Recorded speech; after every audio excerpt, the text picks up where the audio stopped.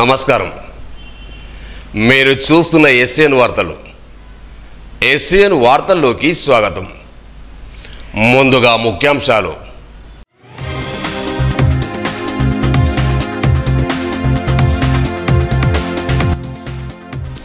రైతులను మోసం చేస్తే కఠిన చర్యలు తప్పవు.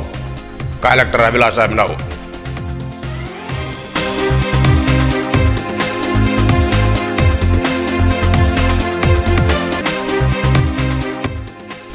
రైతు వ్యతిరేక ఎమ్మెల్యే మహేశ్వర్ రెడ్డి, మాజీ మంత్రి అల్లునగడ్డి విమర్శ.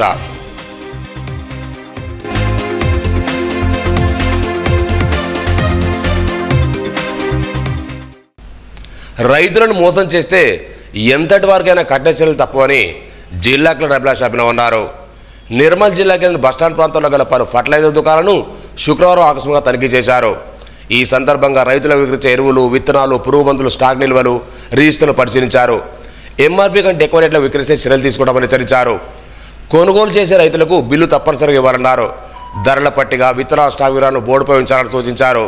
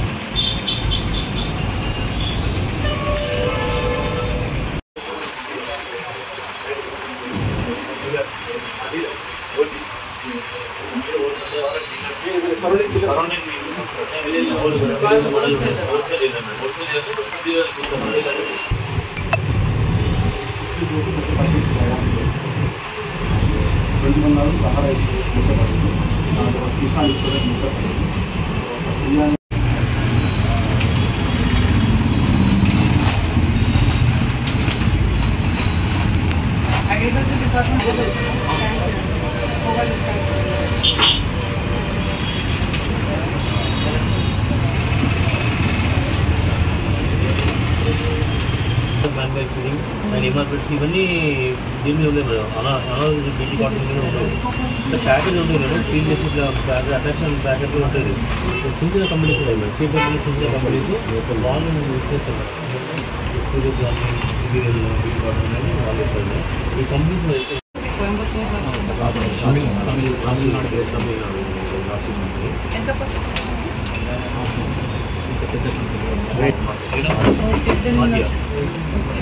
సో ఈ బాగా సక్సెస్ సాధించింది మార్కెట్. రాసి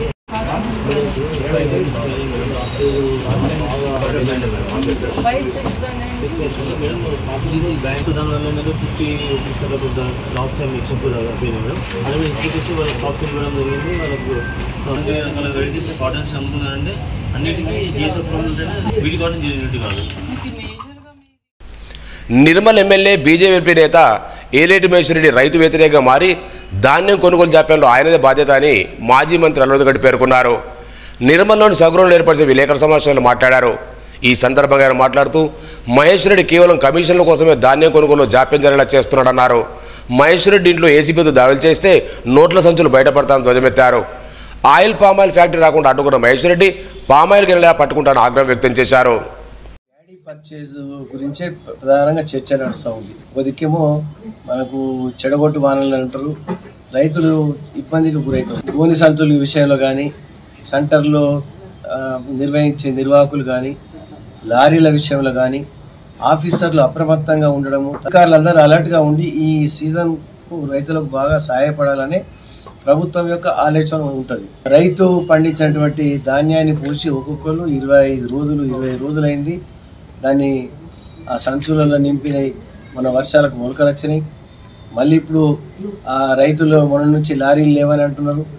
లారీ ట్రాన్స్పోర్ట్ విషయంలో మరి ఇక్కడ 30% లెస్ పెట్టినటువంటి వ్యక్తులకు ఆ ట్రాన్స్పోర్ట్ అంటగట్టి 20 రోజుల నుంచి నేను ప్రత్యక్షంగా చూస్తున్నాను. అటువంటిది మరి ఇంత జాప్యం జరగడానికి కారణము ఏం జరుగుతుంది? కానీ గతంలో మేము ఎప్పటికప్పుడు రివ్యూ చేసుకుంటూ లారీ ఉంటే పోలీసు పెట్టి, ట్రాన్స్పోర్ట్ అధికారులను పెట్టి, ఆర్టీఓలను పెట్టి, టోల్ గేట్ల దగ్గర, చెక్ పోస్ట్ల దగ్గర నిలబెట్టి ఆ లారీలను ఎక్కడైతే రిక్వైర్మెంట్ అవసరం ఉంటుందో ఆ కళ్ళాలకు పంపి మరి ఆ వడ్లను తీసుకుపోయి నిర్మల్ జిల్లా, మంచిర్యాల జిల్లా లేకుంటే మనం కరీంనగర్ పక్కకు పెద్దపల్లి, అటు మెదక్, నిజామాబాద్ ఎన్నో ప్రాంతాలకు మనం పంపించి రైతులకు ఇబ్బంది కాకుండా చూసేవాళ్ళం. మరి ఇప్పుడు ఉన్నటువంటి ప్రజాప్రతినిధి మరి 45 కిలోలు వడ్లు చూపుతున్నారు.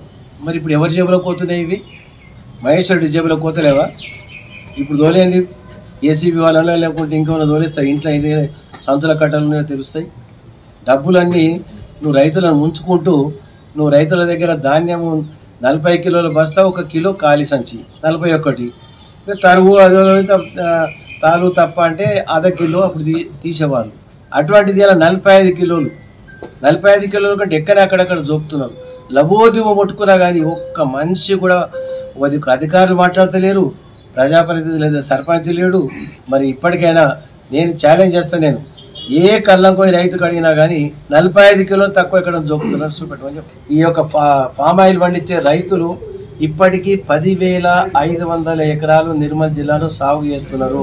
మహేశ్వర్ రెడ్డి అనే ఎమ్మెల్యే పోయి గెలలు కోసి గెలలు పట్టుకుంటున్నారు. అరే నువ్వు ఒక ఫ్యాక్టరీ రావద్దని రానియకుండా ఆపినటువంటి వ్యక్తి, నీ గెలలు ముట్టే హక్కు కూడా నీకు లేదు. రైతు వ్యతిరేకి నువ్వు దుర్మార్గమైనటువంటి నీచమైనటువంటి ఒక నీ ఆలోచన ఇలా రైతులకు కనబడుతుంది. రైతుకు ఎక్కువ కష్టం కావద్దు, రైతుకు మనది పంట పండిస్తే స్థానికంగా తొందరగా పంపించవచ్చు అని చెప్పి ఒక ధైర్యం కూడా ఉంటుంది. తప్పకుండా మనము ఆ ఫ్యాక్టరీని సాధించుకునే క్రమంలో ఉండడం జరుగుతుంది. ఇక్కడ ఒక ఫ్యాక్టరీ అనేది ఎవరు సొంతం కాదు, ఎవరో ఒక్కరికి సంబంధించింది కాదు. ఇది వ్యవసాయదారులకు సంబంధించిన, రైతులకు సంబంధించింది. నిమిషం కూడా ఆలస్యం చేయకుండా నిర్ణయం తీసుకోవాలి. ఈవెన్ కలెక్టర్ కానీ, జేసీ కానీ, ఇతర ఎడిషనల్ కలెక్టర్లు కానీ ఎవరైనా అధికారులు మనం ఎవరి కోసం పనిచేస్తామండి? ప్రధానంగా రైతుల కొరకే. ప్రభుత్వాలు ఉన్నాయి, రైతుల కొరకే ఎక్కువ పనిచేయడానికి ప్రయత్నం చేస్తాం. మనము ఇచ్చిన మంజూరులకే కొబ్బరికాయలు కొట్టి నీరుడెత్తు శిలాఫలకాయలు వేసుకుంటారు తప్ప ఎక్కడ ఒక్క రూపాయి పని కూడా రాలేదు. ఎన్ఆర్ఈజిఎస్ అంటే మనకు ఆ లేబర్ పని చేసిన ఏదైతే లేబర్ కాంపోనెంట్ డబ్బులు ఉంటాయో దాన్ని ఏ జిల్లా కలెక్టర్కు ఆ జిల్లాకు అధికారం ఇచ్చింది గవర్నమెంట్. మీ దగ్గర ఉన్నటువంటి నిల్వైనటువంటి ఆ వేజ్ కాంపోనెంట్ డబ్బును మీరు సీసీ రోడ్లకు కానీ, డ్రైన్లకు కానీ, ఇతర దాని కొరకు ఆ నిబంధనల ప్రకారం యూటిలైజ్ చేసుకోమని కలెక్టర్లకు ఆర్డర్ ఇచ్చారు. అంతే తప్ప ఇంకా ఒక్క రూపాయి ఇక్కడికి మన నిర్మల్ కాన్స్టిట్యుయెన్సీకి తీసుకొచ్చిన దాఖలాలు లేవు. వర్షాకాలంలో కాలనీలు మునుగుతున్న నెపంతో చెక్ డ్యాంను ఎలా కూల్చివేస్తారని ప్రశ్నించారు. చెక్ డ్యాం కూల్చివేతపై న్యాయ నిపుణులతో సమీక్ష నిర్వహించిన అనంతరం కోర్టును ఆశ్రయిస్తామన్నారు. కార్యకర్తలు ఇసుక ఎక్కడెక్కడైతే ఈ చెక్ డ్యాంలలో ఉందో మొత్తం దోసుకొని అమ్ముకొని ఆ పైసలు జేబులలో పెట్టాక అప్పుడు మళ్ళీ నిద్రలేసి ఈ అనిల్ గారు మే 15వ తారీఖు నీళ్ళు ఇచ్చాడు. అప్పుడు ఏముంటుంది అంటే పంటలన్నీ మొత్తం అయిపోయినాయి, అంత అయిపోయింది, ఎండిపోయిన పాపం ఏడుస్తున్నారు. ఇప్పుడు నీళ్ళు ఎందుకు వదిలిపెట్టారని సీఈని అడిగినాను. లేదు సార్, నీళ్ళు వదిలిపెట్టడానికి వాళ్ళకు ఎక్కడ పర్మిషన్ లేదు. జూలై 15వ తారీఖు దాకా ఏ డ్యామ్ నుంచి కానీ పర్మిషన్ లేకుండా నీళ్ళు వదిలిపెట్టద్దని చెప్పారు. మన నిబంధనలను తుంగల దొక్కి ఈ ఎమ్మెల్యే ఇసుక ఉన్నప్పుడు దోసుకొని అప్పటిదాకా బంద్ పెట్టు, ఇసుక అయిపోయినాక నీళ్ళు ఇవ్వమంటే నేను చెప్పినట్టు ఇచ్చాను. మీ జీవోలు ఎక్కడ పోయినాయి? నేను ఈకి అడుగుతున్నాను, నీకు ఏ జీవో ప్రకారం నువ్వు నీళ్ళు ఇడిచినావు? ఇవాళ ఏదో అనాలోచితమైనటువంటి నిర్ణయంతో ఓ ఎమ్మెల్యే చెప్పిండు పడగొట్టాం, కానీ దాన్ని పడగొట్టిందంటే ఇప్పుడు ఇలా కాకుండా రేపటి బిడ్డ తెలుస్తుంది. ఎవరో ఒకరు రైతు తరఫున ఎవరో ఒకరు కోర్టుకు పబ్లిక్ లిటిగేషన్ కోసం పిఏలో ఎవరు వేస్తాం, వేయకుంటే ఎట్లుంటుందండి? మనము వేసింది నిజంగా కూడా తప్పు జరిగిందా అనేది మనము దాంట్లో వాచ్ చేయాలి కదా. అనవసరంగా రైతులు కూలగొట్టినట్టే ఎవరు దాన్ని ఆ లెవెల్ ఎంత ఉండాలో కట్ చేయడానికి ఎవరు ముందుకు వస్తారు? ఎక్కడి నుంచి ఫండ్ తీసుకొస్తారు? మొదలు జీవో చూపెట్టు. రైతులు పాపం అమాయకులు, వాళ్ళు అడిగే పరిస్థితులు లేరు. అదే వేరే ప్రాంతంలో అయితే నిలబెట్టి దొరకబడుతుంది, అడ్డం పడుతుంది. ఎట్లా పడగొడతావు? రైతు నిలబడితే 20 మంది రైతులు అడ్డం పట్టి కూలగొడతారా? ధైర్యం ఉందా వాళ్ళకు? ఎట్లా కూలగొడతారండి? ఏ లెక్క ప్రకారం కూలగొడుతున్నారు? రైతు అడిగితే ఏం సమాధానం చెప్పండి నాకు. నేను అడుగుతున్నావు రైతు బిడ్డగా, ఏం సమాధానం చెప్తావు నువ్వు దీనికి కూలగొట్టిన దానికి? తెలంగాణ అన్ని జిల్లాలకు రైల్వే కనెక్టివిటీ ఉంది. ఇంకొక ట్రెండ్ ఏదైనా లేకుండొచ్చు. మిగతా అన్ని జిల్లాలకు రైల్వే కనెక్టివిటీ ఉంది. ఈ రైల్వే అయితే ఏంటంటే మనము ఈ నిర్మల్లో మనం ఎక్కడ పోవాలంటే నిర్మల్ ఎక్కితే త్రూఅవుట్ ఇండియా భారతదేశం అంతా కావచ్చు, పుణ్యక్షేత్రాలు పోవచ్చు, ఇక్కడ తిరుపతి పోవచ్చు, ఎన్నో రకాలుగా మనకు ఉపయోగపడుతుంది. మరి ఎన్నో దగ్గర అక్కడక్కడ ప్రాజెక్టులు ఇస్తున్నారు. మరి ప్రధానమంత్రి ఇచ్చి నిర్మల్కి వచ్చాడు, నిజామాబాద్ వచ్చాడు, ఇక్కడ ఆదిలాబాద్కు మినిస్టర్ అంతా తిరిగేది ఎలక్షన్లు. అప్పుడు మేము రైల్వే ప్రాజెక్ట్ ఇస్తామని చెప్పారు. మరి ఎక్కడ పోయింది? మరి అప్పుడేమో 3,500 కోట్లతోని హైదరాబాద్ ఏదో పటాన్ చేరు నుంచి డైరెక్ట్ ఆదిలాబాద్ లైన్ అని పేపర్లు ఇచ్చారు. మేము సంతోషపడ్డాం. ఎక్కడికి వెళ్ళిపోని పటాన్ చేరికి డైరెక్ట్ వచ్చి నిమ్మలేకపోతుంది కదా, ఎక్కడ 6 మూట ఆదిలాబాద్ అయినా పర్వాలేదు, ఆ పటాన్ చేరు రోజు ఆదిలాబాద్ పోయినా పర్వాలేదు అనుకున్నాం. ఇన్ని రోజుల పెండింగ్ మనది ఎప్పటి నుంచి ఇప్పటిదాకా మనకి అవుతలేదు. అంటే ఇప్పుడు అంటే మరి కేంద్ర ప్రభుత్వం మరి ఎమ్మెల్యే ఉన్నావు, మరి ఇక్కడ కిషన్ రెడ్డి ఉన్నాడు, వాడు బండి సంజయ్ ఉన్నాడు, మరి మీరంతా కూర్చుంటే దీన్ని మంజూరు చేయించుకోలేరా? అప్పుడు ప్రభుత్వంలో మేము ఉన్నప్పుడు నేను జోగురామన్ రైల్వే మినిస్టర్ కలిసి మరి అక్కడ 50-50 50% నిధులు రాష్ట్ర ప్రభుత్వం ఇస్తా అని చెప్పింది అప్పుడే. మరి ఎందుకు మీరు దాన్ని యాక్సెప్ట్ చేసి మొదలు పెట్టలేదు? నువ్వు ఏమి చేసినా ఈ బట్టే మీద తిరిగిపోడు తప్ప ఏ ఒక్క రూపాయి కూడా మంజూరు తీసుకురా దద్దమ్మ అని చెప్పి నేను అంటున్నాను.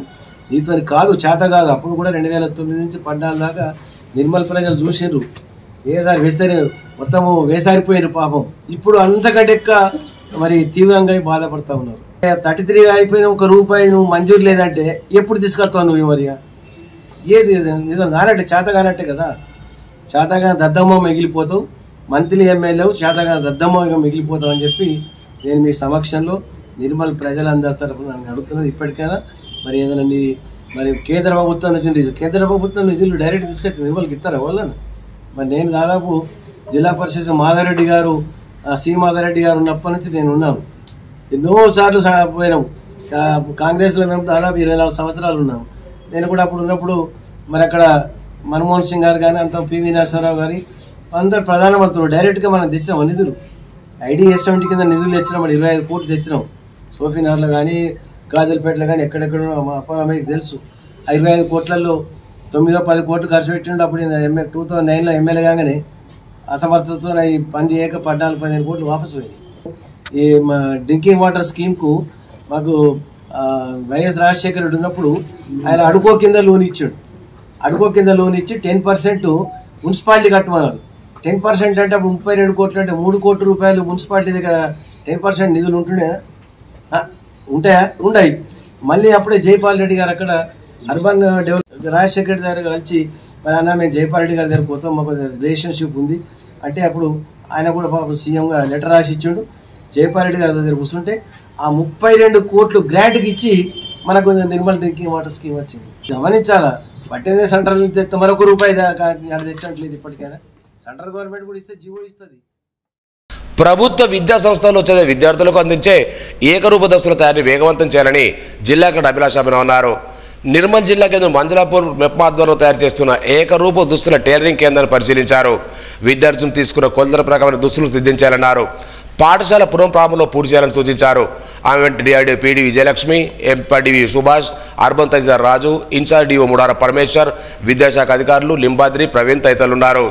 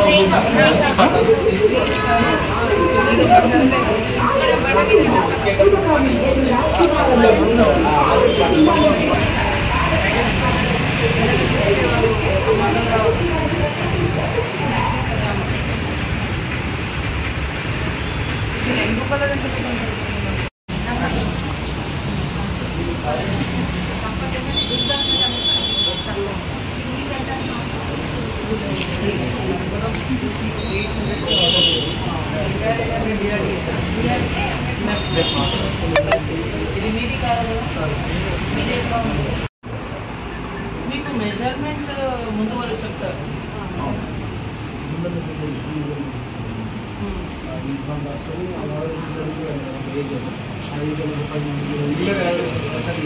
ఇల్లర్ ఉన్న వాళ్ళందరినీ సపరేట్ చేసినారు. అంటే ఇండివిజువల్స్ అయితే కానీ 24 ఇల్లర్ ఉన్న వాళ్ళందరినీ సపరేట్ చేసి కట్ చేసిన తర్వాత మళ్ళీ సపరేట్ చేసినారు ఆ నెంబర్.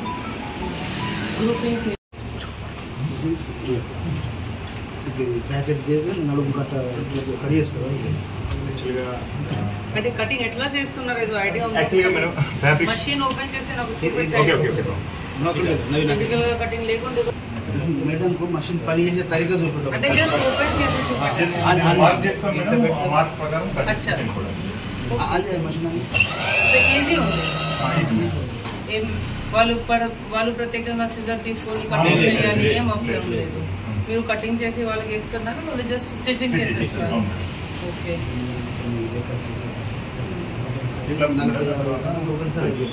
డైలీ రఫ్లీ 2000 డ్రెస్సెస్ కట్ చేసేస్తాం. కానీ ఒక మాస్టర్ ఉంటారు, మాస్టర్ చేయాలి, అందరూ చేయాలి.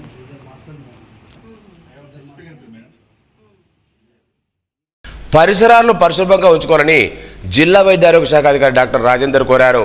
శుక్రవారం ఫ్రైడేలో భాగంగా పట్టణంలోని గాంధీనగర్ పరిసర పరిశుభ్రత అవగాహన నిలిపించారు. ఈ సందర్భంగా నిలువన్న నీటి వైద్య సిబ్బంది సాయంతో తొలగించారు. పరిసరాలు పరిశుభ్రంగా ఉంటే ఇలాంటి రోగాలు దగ్గరికి రావాలని సూచించారు. కార్యక్రమ కోఆర్డినేటర్ భోజరెడ్డితో పాటు వైద్య సిబ్బంది పాల్గొన్నారు. నర్సాపూర్జీ మండలం తురాటి గ్రామ రైతులు ధాన్యాన్ని కొనుగోలు చేయాలని శుక్రవారం రోడ్డెక్కారు. తడిసిన ధాన్యాన్ని సైతం కొంటామని ప్రభుత్వం ప్రకటించగా స్థానికంగా కొనుగోలు చేయడానికి ఆగ్రహం వ్యక్తం చేశారు. బైన్సార్ నిర్మల జాతీయ రహదారిపై రాస్తారోకో నిర్వహించి వెంటనే ధాన్యం కొనుగోలు చేయాలని డిమాండ్ చేశారు. ప్రభుత్వం స్పందించి తమ సమస్యను పరిష్కరించాలని రైతులు కోరారు.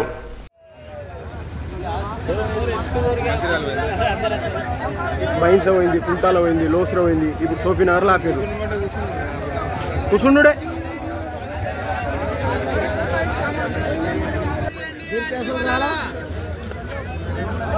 ప్రయాణాలు అట్లా ఇవ్వాలని వస్తాయి. ఓవాల్సిందే. మన రవీందర్ సార్ గారు కూడా ఈ ధర్నాలో పాల్గొనడం జరిగింది.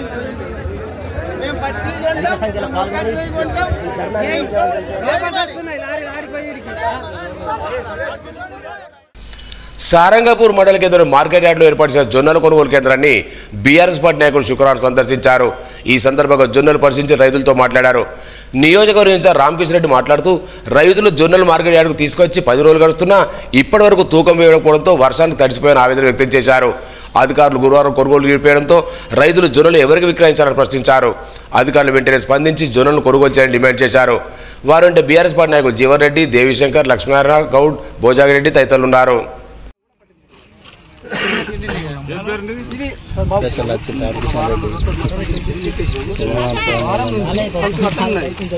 అచ్చుడు కప్పుడు తీసుకుని అసలు రోజు నడుస్తుంది. వర్షంకు అస్సలు తగ్గుతుంది. 5 నిమిషాలు లోపల ఏమైంది కొంచెం నల్లబడ్డది అంటే మేము తీసుకోము. తెచ్చినప్పుడు తెల్లగా ఉండే చెప్తున్నా ప్రయత్నం కావాలి. గడిపోయిన విషయం ఇప్పుడు రాదు. తీసుకపోయి ఇప్పుడు బ్యాగులు తెప్పించే ప్రయత్నం అయితే రైతులు బయటకు వెళ్ళిపోతారు. వాడు ఎత్తుకపోయిండు, వీళ్ళు తెప్పి బ్యాగులు వస్తే అయిపోతుంది. తల్లిదండ్రులు తమ పిల్లలను ప్రభుత్వ పాఠశాలలో చేర్పించాలని జిల్లా ఇన్ఛార్జ్ డిఓ ముడార పరమేశ్వర్ పిలుపునిచ్చారు. శుక్రవారం సోర్మండలం వెల్వల్ బొప్పారం, నిర్మల్ రూరల్ ముక్తాపూర్ ప్రభుత్వ ప్రాథమిక పాఠశాల పోషకుల సమావేశంలో పాల్గొని విద్యార్థులకు ఏకరూపం చేశారు. ప్రభుత్వ పాఠశాలలో నాణ్యమైన విద్యను తాపడుతుందని, తల్లిదండ్రుల ఆకాంక్షలకు అనుగుణ విద్యార్థులను తీర్చిదిద్దడం జరుగుతుందన్నారు. జిల్లాలోని పలు ప్రాంతాల్లో ఇంగ్లీష్ మీడియంలో కూడా బోధనలు జరుగుతున్నాయన్నారు. ప్రభుత్వ పాఠశాలలో విశాలమైన తరగతి గదులు, ఆట స్థలాలతో పాటు డిజిటల్ తరగతి గదులు, లైబ్రరీ, ల్యాబ్ ఉన్నాయన్నారు. ప్రతి ఉన్నత పాఠశాలలో కంప్యూటర్ విద్య కూడా విద్యార్థులకు అందుబాటులో ఉందన్నారు. ఈ కార్యక్రమంలో పాఠశాల ప్రధానోపాధ్యాయులు సుధాకర్, నాలం విద్యాసాగర్, అమ్మ ఆదర్శ పాఠశాల కమిటీ చైర్మన్ గోదావరి, ఉపాధ్యాయులు పాల్గొన్నారు.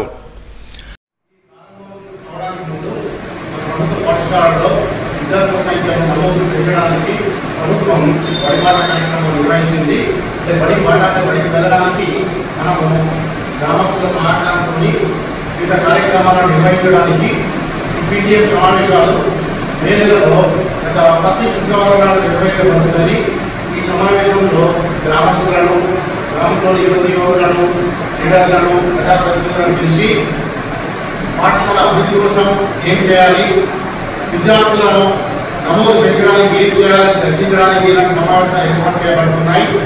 ఈ సమావేశంలో చర్చించి బడి అభివృద్ధి కోసం ప్రణాళిక కార్యాచరణ రూపొందించుకోవాల్సిన అవసరం ఉన్నది. అయితే మనకు చాలా మటుకు ప్రైవేట్ పాఠశాల అంటే చాలా మాకు రోజు ఉంటుంది. ఒకసారి మీరు మీ పేరెంట్స్ కానీ చుట్టుపక్కల వాళ్ళు కానీ ప్రైవేట్ పాఠశాలకు ప్రభుత్వ పాఠశాలకు ఉన్న తేడాలను గమనించండి. మన ప్రభుత్వ పాఠశాలలో అన్నీ మనకు ప్రభుత్వం ద్వారా ఉచితంగా అందించబడుతున్నాయి. మీరు రెస్టారెంట్ తీసుకొని ఉండవచ్చు, యూనిఫామ్స్ ఇవ్వబడుతున్నాయి, పాఠ్య పుస్తకాలు ఇవ్వబడుతున్నాయి, నోట్ పుస్తకాలు కూడా ఇవ్వబడుతున్నాయి. మళ్ళీ రుచి అయిన మధ్యాహ్న భోజనం అందజేయబడుతున్నది. పౌష్టిక ఆహారం వారానికి 3 సార్లు ఇవ్వబడుతున్నాయి.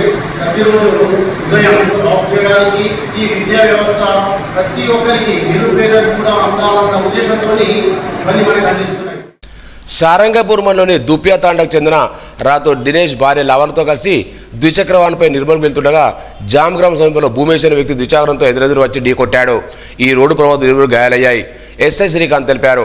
ప్రమాదానికి కారణమైన వ్యక్తిపై కేసు నమోదు చేసినట్టు తెలిపారు. జూనియర్ అండర్ 17 బాలికల జాతీయ స్థాయి బాక్సింగ్ ఛాంపియన్షిప్కు పట్టణానికి చెందిన విద్యార్థిని అభినయ ఎంపికైంది. జూన్ 4 నుండి 7వ తేదీ వరకు గోవా రాష్ట్రంలో జరుగుతున్న ఈ పోటీలో ఆమె తెలంగాణకు ప్రాతినిధ్యం వహించనుంది. ఈ సందర్భంగా Vasavi innovative trust Vasavi trust director Jagadeeshwar Reddy అభినయను ఘనంగా సన్మానించారు. ఆమెకు ప్రోత్సాహంగా 5,000 ఆర్థిక సహాయం చేశారు. జాతీయ స్థాయిలో ప్రతిభ కనబరిచి తన తల్లిదండ్రులకు నిర్మల్ జిల్లా గౌరవం తీసుకుని ఆకాంక్షించారు. వార్తలు ముగించే ముందు ముఖ్యాంశాలు మరోసారి.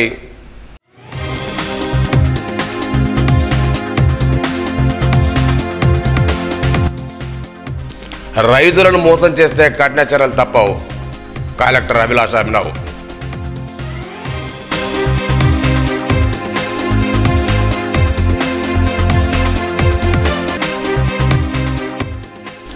రైతు వ్యతిరేక ఎమ్మెల్యే మహేశ్వర్ రెడ్డి, మాజీ మంత్రి అల్లునగడ్డి విమర్శ.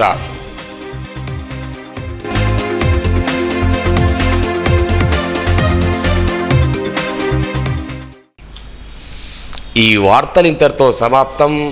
తిరిగి రేపు 5,000 కలుసుకుందాం. అంతవరకు సెలవు. నమస్కారం.